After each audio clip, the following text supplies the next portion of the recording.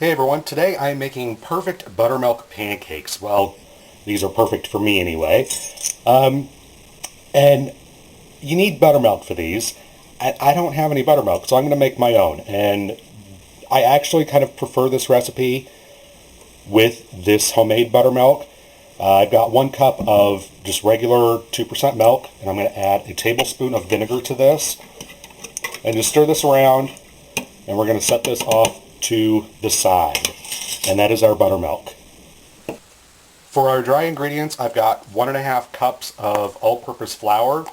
I'm going to add 2 teaspoons of baking powder, a ½ teaspoon of baking soda,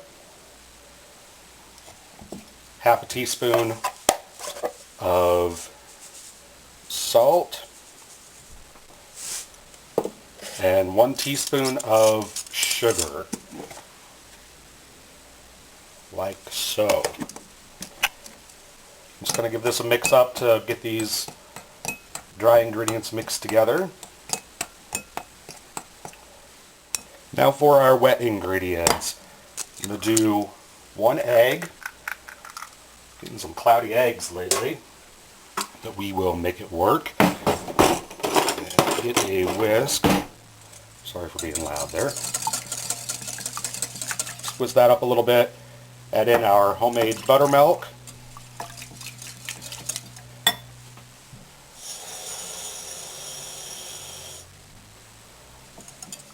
Going to add in ½ cup of water.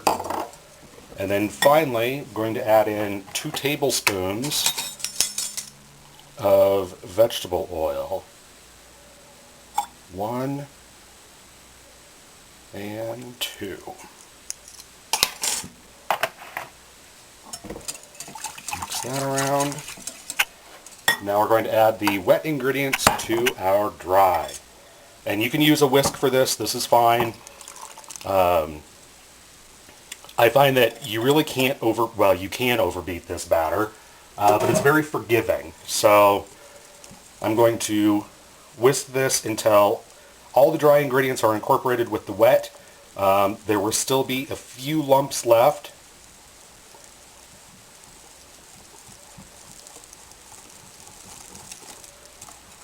Make sure you get all the dry ingredients off the side of the bowl. Just like that. And now we're going to let this sit for between 5 and 10 minutes just to let the dry ingredients get absorbed in with the wet. I've got my griddle that is preheated over medium heat. I'm just going to spray this lightly with some nonstick spray. And I'm going to use a ½ cup measuring cup to measure out my batter. Just put some batter in the middle of your griddle. And you know these are ready to flip when you start getting bubbles popping on the top, in the center, and also around the edge of the pancake you will see that the batter loses its glisten and kind of starts to turn dull. And that's when you know when you can flip your pancake. And the first one never turns out. So I always give this first one to the dog, who is right there waiting patiently for it. Aren't you, buddy boy? Yes, you are. So I'm going to go ahead and get this one off when it's done, and then finish with the rest.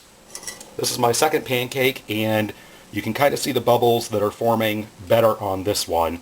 And they're starting to pop, which means I can go ahead and flip it, just like that. And then cook it on the other side for, I don't know, maybe 2 minutes or so. If you need to, you can stick a knife in the center, make sure that it's not doughy still.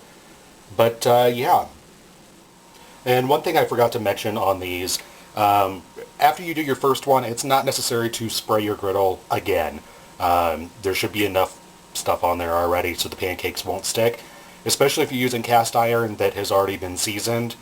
But yeah, no need to use extra nonstick spray after the first one. So here are my finished pancakes. I'm just going to put a little pat of butter right on top and then put syrup on them right before I serve them. And this recipe actually makes 6-inch pancakes. And if you want to, by all means, on the weekends, make these up ahead of time. Make smaller pancakes. You can certainly do that. And these freeze really well. Just put them in the toaster or the microwave when you want to eat them. You can do that for pancakes during the week. So there you have it. Perfect buttermilk pancakes.